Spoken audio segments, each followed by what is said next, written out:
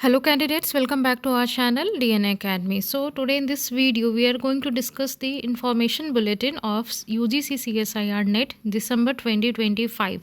Means कि अभी जो आपका फॉर्म फिलिंग स्टार्ट हो चुका है 25 सितंबर से लेकर के अक्टूबर तक, उसी फॉर्म का जो इन्फॉर्मेशन बुलेटिन है उसको हम लोग यहाँ पे डिटेल में डिस्कस करेंगे कि इसमें क्या क्या सब पॉइंट्स हैं, क्या नया चीज़ें जो ऐड ऑन हुए हैं, या फिर जो भी आपका जो भी डिटेलिंग चीज़ें उसको हम लोग अभी डिस्कस कर लेंगे। ठीक है, तो ये आपका इन्फॉर्मेशन बुलेटिन है, इसको आप लोग या तो CSIR की ऑफिशियल वेबसाइट से डाउनलोड कर सकते हैं, या फिर हम इसको अपने टेलीग्राम चैनल पे DNA अकेडमी के टेलीग्राम चैनल पे शेयर कर देंगे, आप लोग वहाँ से भी जाके डाउनलोड कर सकते हैं। ठीक है, और अगर आपको किसी भी तरीके का कोई भी क्वेरी है तो आप लोग कमेंट बॉक्स में अपना क्वेश्चन पूछ सकते हैं, या फिर टेलीग्राम चैनल जो है DNA अकेडमी का, वहाँ पे भी आप लोग पूछ सकते हैं। ठीक है, तो देखिए ये आपका इन्फॉर्मेशन बुलेटिन जिसको कि डाउनलोड किया गया है। यहाँ पे जो वेबसाइट दी हुई है CSIR.net.nt यहाँ ये या फिर ये इन दोनों वेबसाइट से आप लोग भी देख सकते हैं, और फॉर्म को अप्लाई भी यहीं से करना होगा। ठीक है, नेक्स्ट हम लोग देख लेते हैं।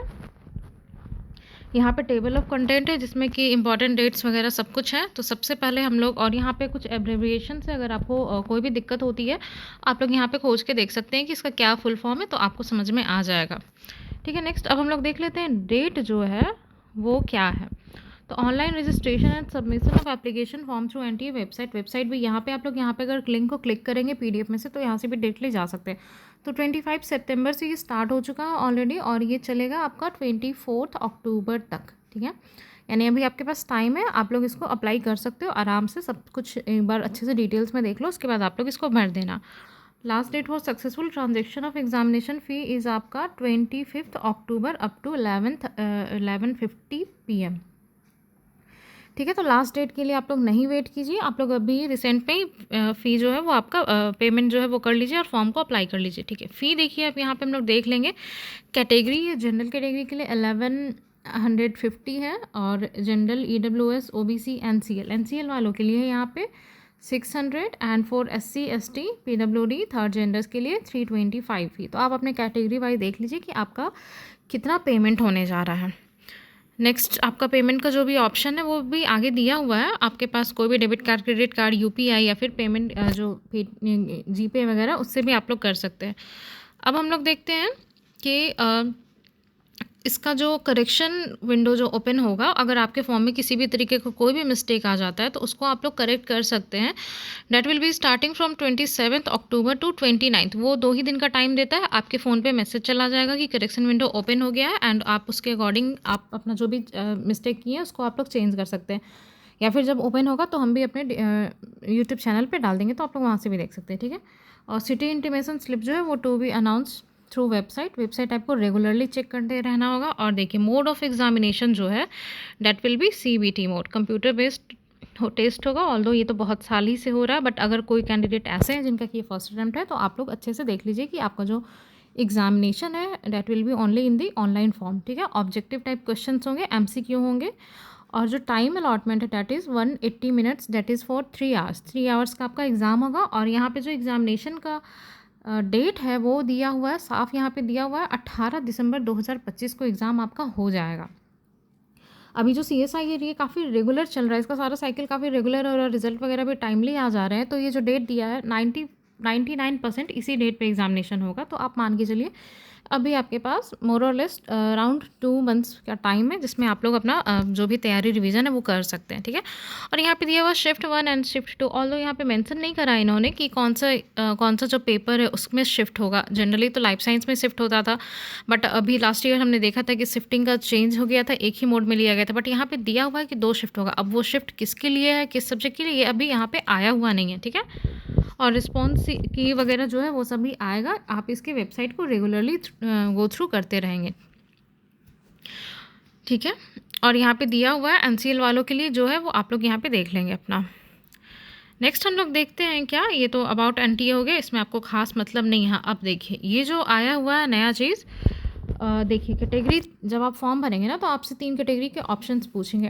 Category is for 1 for JRF, next for assistant professor, and last is for PhD admissions only. Means कि अगर आप कैटेगरी 1 का एग्ज़ाम क्वालिफाई करते हैं, मीन्स कि अगर आप JRF होते हैं तो आपके पास JRF भी रहेगी, that is fellowship will be given, और फेलोशिप अमाउंट जो भी है वो हम लोग अभी आगे देख लेंगे। 37,000 है ऐसे तो, तो वो आपको JRF मिलेगी, ठीक है। और साथ में आपके पास असिस्टेंट प्रोफेसर, मतलब कि आप जो असिस्टेंट प्रोफेसर का जो भी एग्ज़ाम आएगा ना, उसके लिए आप एलिजिबल हो जाएंगे। जो कि मांगा जाता है या तो आपके पास नेट हो या तो PhD हो, तो वो वाली चीज़ यहाँ पे आपके पास नेट रहेगी और आप एलिजिबल हो जाएंगे। नेक्स्ट कि अगर आपको PhD में एडमिशन लेना है तो वो भी आपका यहाँ पे ओके है। नेक्स्ट आता है कैटेगरी 2। कैटेगरी 2 में आपको कोई भी फेलोशिप नहीं मिलने जाएगी और आप असिस्टेंट प्रोफेसर के लिए एलिजिबल हो जाएंगे और PhD में एडमिशन आपको मिल जाएगी, ठीक है। And last is for category 3, जिसमें कि आपको ना ही आपके पास नेट का सर्टिफिकेट रहेगा, ना ही आपको फेलोशिप मिलेगी, बस आप हो जाएंगे PhD के एडमिशन के लिए एलिजिबल। मतलब कि अगर कोई university, state university, central university, हालांकि कई जगहों पे तो अपना एंट्रेंस ले ही लेते हैं, बट ऑलमोस्ट केसेस में कोई यूनिवर्सिटी अगर अपना पैट का एग्ज़ाम मांगती है, जिसको कि PhD इन एप्टीट्यूड टेस्ट कहते हैं, पैट का जो एग्ज़ाम होता है, उसका जो रिटन एग्ज़ाम होता है, आप उसको नहीं देंगे, मतलब आप उससे एग्जेम्प्टेड कैटेगरी रहेंगे। आपको खाली वहाँ पे फॉर्म को अप्लाई करना होगा और जब भी उसका इंटरव्यू आएगा तो आपको इंटरव्यू देना पड़ेगा, ठीक है। आपको वहाँ पे रिटन एग्ज़ाम नहीं देना पड़ेगा। ये जो कैटेगरी 3 है, इसका यही सिर्फ एक एडवांटेज है कि आप PhD में एडमिशन लेने के लिए वहाँ पे आप रिटन एग्ज़ाम नहीं देंगे, अदरवाइज़ इसका कोई भी खास बेनिफिट नहीं। आप लोग फोकस करेंगे कि आपके पास JRF हो, सो दैट कि ये तीनों जो चीज़ें हैं वो कवर अप ऑटोमेटिकली हो जाए, ठीक है। नेक्स्ट हम लोग देखेंगे तो JRF qualified candidates are admitted into the PhD programme based. और अगर आपके पास JRF भी है तो दैट डजंट मीन कि आप डायरेक्टली एडमिशन में आप जाओगे और आपका सिलेक्शन हो जाएगा। You will have to crack the interview. आपका जो इंटरव्यू है उस पर आपका बहुत अच्छा खासा वेटेज मिलेगा, ठीक है। और देखिए, अगर आपका इंटरव्यू अच्छा जाएगा तो ही आपका सिलेक्शन होगा। JRF is not the key to get fellowship regarding the admission in PhD, okay ना। नेक्स्ट देखिए, ज्वाइंट ये जो कैटेगरी 2 एंड 3 है, इसमें होगा एंट्रेंस। यहाँ पे लिखा हुआ है कि be use as an entrance test, जो कि मैंने अभी आपको बोला कि एज ए एंट्रेंस टेस्ट आपका वो वाला चीज़ वहाँ पे यूटिलाइज हो जाएगा, आपको अलग से नहीं देना पड़ेगा। उसका भी वेटेज मिलेगा। जैसे कि अगर आपका ये एग्ज़ाम क्लियर है तो आपको उसका 70% मिलेगा और इंटरव्यू पे आपको 30% मार्क्स मिलेगा। यहाँ पे ये देखिए, ये चीज़ ऑलरेडी मेंशन है कि 70% वेटेज और आपका जो 30% होगा वो आपके इंटरव्यू पे होगा, ठीक है। तो होप कि यहाँ पे जो कैटेगरी दिया गया है, 3 कैटेगरी, वो आप लोगों को क्लियर हो गया हो, ठीक है। नेक्स्ट हम लोग देखते हैं जो स्टाइपेंड है, यानी कि फेलोशिप की जो अमाउंट है वो है आपका 37,000 पर मंथ है। उसके बाद आपको एनुअल कंटिजेंसी चार्जेस, मतलब कि आप जो भी लाइव वेब में आपको जो चार्ज लगता है या आप जो भी स्टेशनरीज वगैरह लेते हैं उन सब के लिए थोड़ा बहुत पेमेंट मिलता है, दैट इज़ 20,000। वो होता है आपका 1 साल का अमाउंट और 37,000 आपको पर मंथ मिलता है। ये आपका हो गया 2 साल के लिए, मतलब for JRF amount it is 37,000। और प्लस HRA होता है आपकी सिटी के हिसाब से, जैसे कि आपका जो भी सिटी है ना वो X, Y और Z 3 कैटेगरीज में रहता है, तो सबका अलग अलग परसेंटेज है। तो वो आपको बाद में पता चल जाएगा जब आप एडमिशन ले लेंगे, तो ठीक है। यानी कि इतना अमाउंट हो गया। और नेक्स्ट है कि आपका अगर आप 2 साल अच्छा परफॉर्मेंस कर लिए उसके बाद आप अपग्रेड हो जाते हैं सीनियर रिसर्च फेलो में, डेट इज़ SRF। तो SRF का जो अमाउंट होता है ना वो होता है आपको 42,000, बट उसके लिए बहुत सारा आपको प्रेजेंटेशन देना होता है, आपके पास पेपर होने चाहिए, आपका जो वर्क है वो सेटिस्फैक्ट्री होना चाहिए। वो भी वहाँ पे भी 3 मेंबर कमेटी आती है, उसमें अगर आप क्वालिफाई होते हैं तो ही आपको आगे के लिए प्रोसीड किया जाता है, फिर आप जाके SRF में अपग्रेड हो जाते हो, ठीक है। नेक्स्ट हम लोग देखते हैं यहाँ पे candidate aspiring for NF OBC, NF SC and NF PWD। यहाँ पे देखिए क्या होता है ना कि कुछ कैंडिडेट्स ऐसे होते हैं जो कि डिफरेंट कैटेगरीज में होते हैं, ठीक है। तो उनका अगर किसी कारण से एग्ज़ाम JRF का एग्ज़ाम नहीं क्वालिफाई हो पाया है और वो मतलब 1-2 परसेंटाइल या 1-2 मार्क्स से अगर मिस करते हैं और उन्होंने ऑलरेडी अगर PhD में एडमिशन ले रखा है and they belong to OBC, SC, ST और PWD कैंडिडेट्स, तो उनके लिए एक लिस्ट आती है बाद में, ठीक है। उस लिस्ट को आप लोग डाउनलोड करेंगे, आप रेगुलरली साइट पे चेक करेंगे। अगर आपका JRF मिस हुआ है और आप ऑलरेडी PhD में इनरोल्ड हो और माइनर से मिसिंग हुआ है तो एक अलग से लिस्ट आती है, हो सकता है कि उसमें आपका सिलेक्शन हो जाए, ठीक है। चांसेस बनते हैं वहाँ पे कैटेगरी वाले सारे स्टूडेंट्स के लिए कि वहाँ पे आपका सिलेक्शन हो जाए, तो उसके लिए आपको रेगुलरली चेक करना होगा। उसमें भी आपको सेम अमाउंट जो फेलोशिप की अमाउंट है JRF की है वो सेम है, they are also consider at JRF, but वही है कि आपको API में स्कोर नहीं मिलेगा बट आपको फेलोशिप मिलती है, ठीक है। तो आप लोग वहाँ पे रेगुलरली चेक करते रहेंगे कि वो लिस्ट आई है कि नहीं आई, और आपको मेल भी आता है जब वो लिस्ट रिलीज होती है ना, तो आपको मेल आता है, बट वो कई बार बच्चों को पता नहीं होता है तो वो मिस हो जाता है, बट आपको रेगुलरली चेक करते रहना है, ठीक है। नेक्स्ट हम लोग देखते हैं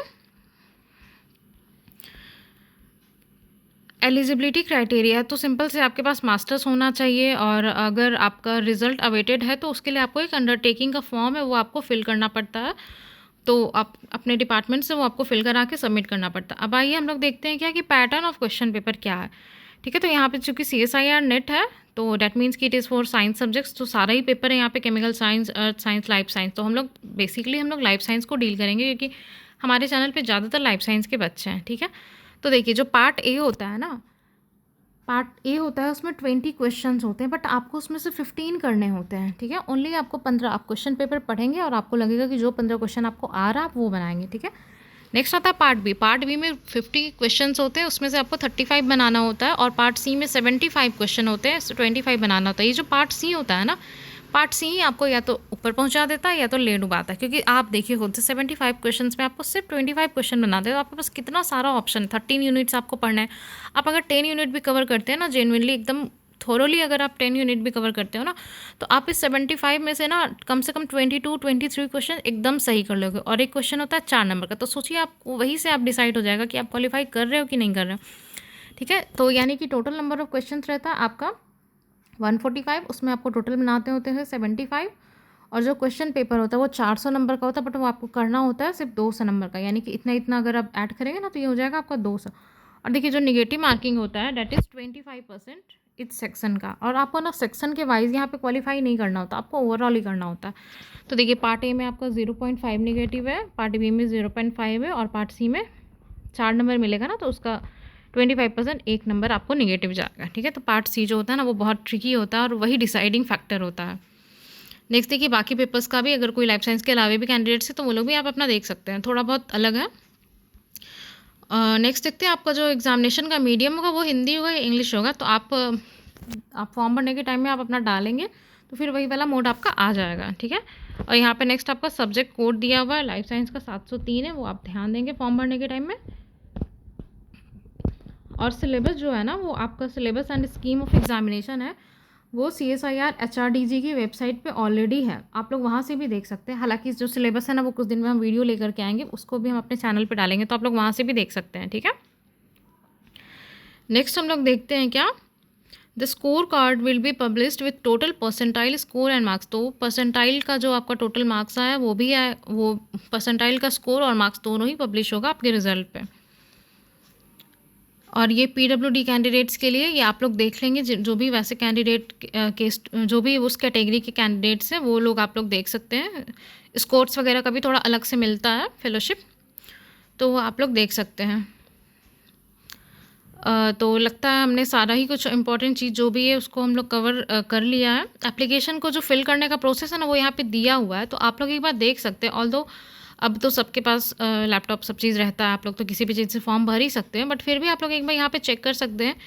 स्टेप बाय स्टेप यहाँ पे समझाया हुआ है, और ना इंटरफेस वगैरह भी इस पर दिया हुआ है कि ऐसा खोलने पे ऐसा दिखेगा, तो वो आप लोग देख सकते हो, ईजी रहेगा आपके लिए। एग्ज़ाम देने जा रहे हो तो एक बार तो ज़रूरी है ही कि आप लोग चेक कर लें। ठीक है, तो और भी हम लोग देख लेते हैं। हाँ, आपका जो सब्जेक्ट ऑफ द टेस्ट और स्पेशलाइजेशन, अगर आप लाइफ साइंस के कैंडिडेट हैं तो आपका स्पेशलाइजेशन में फॉर्म भरने के टाइम ना ऑप्शन आएगा, तो आप देख लीजिएगा आपका जो भी था स्पेशलाइजेशन, इसमें से आप लोग उसको फिल कर सकते हैं। ठीक है, ऐसे से पेपर पे कोई फ़र्क नहीं पड़ेगा, बट आपको फॉर्म भरने में ईजी रहेगा। फॉर्म आप बायो के किसी भी स्ट्रीम से है ना, तो आपको लाइफ ही साइंस देना होता है। ठीक है, और नेक्स्ट यहाँ पे फॉर्म वगैरह है, आप लोग देख लेंगे। ये PWD का है कि कौन से कैटेगरी में है, तो उनके लिए अलग अलग से जो फॉर्म है ये अंडरटेकिंग है, तो ये सब आप लोग सब कुछ देख लेंगे एक बार। अपना कैटेगरी सर्टिफिकेट किस तरीके का चाहिए, और यहाँ पे देखिए इंटरफेस है, फॉर्म को भरने के टाइम में ऐसा ऐसा सब स्क्रीन आएगा, तो आप लोग यहाँ पे भी देख सकते हैं, सो दैट कि you can fill the form confidently. Next हम लोग देख लेते हैं एक बार सिटीज़ वगैरह, तो वो भी आपको इस इंफॉर्मेशन बुलेटिन में है, तो आप अपना देख सकते हैं कि आप किस सिटी में, आप किस स्टेट में रहते हैं, और उसमें कौन कौन सा, ये आपका एडमिट कार्ड वगैरह का इंटरफेस है, सेम ऐसे ही रहेगा। यहाँ पे आप लोग एक बार देख सकते हैं। ठीक है, और हाँ, बैंकिंग का जब आप लोग फॉर्म फिल करेंगे ना, तो पेमेंट में कौन कौन से बैंक का या फिर कौन कौन सा पेमेंट मेथड में कितना कितना % चार्ज काट रहा है, वो भी यहाँ पे देख सकते हैं। अगर आपके पास मल्टीपल ऑप्शन है तो आप इसमें से जिसमें सबसे कम चार्ज कट रहा है ना उसको लेके आप लोग फिल कर सकते हैं। वो चीज़ यहाँ पे मेंशन किया, अच्छा किया इन्होंने। फिर यहाँ पे हेल्प डेस्क नंबर है, अगर किसी को किसी तरीके की क्वेरी होती है ना, तो यहाँ पे आप लोग कॉल या फिर मेल करके पूछ सकते हो कि मेरे को ये दिक्कत हो रहा है, और ये आपका सिटी है, हर एक स्टेट में कितने डिफरेंट सिटीज़ में आपका सेंटर है वो सब दिया हुआ है, तो आप लोग सेंटर अपना अपना देख के सेलेक्ट कर सकते हो। सेंटर में हालांकि ये लोग थोड़ा बहुत कर दे रहे हैं, बट वो बहुत रेयर केस है, हम लोग उसको नहीं ध्यान देंगे। बाकी आप लोग फॉर्म को भरिए, ज़्यादा टाइम आपके पास है नहीं, 2 महीने हैं, और आप लोग इसको स्ट्रेटेजी पूर्वक पढ़ाई कीजिए, अपना रिवीजन कीजिए, ठीक है। और अगर if you like the video, don't forget to subscribe our channel and kindly share among your friends also. Okay, bye bye.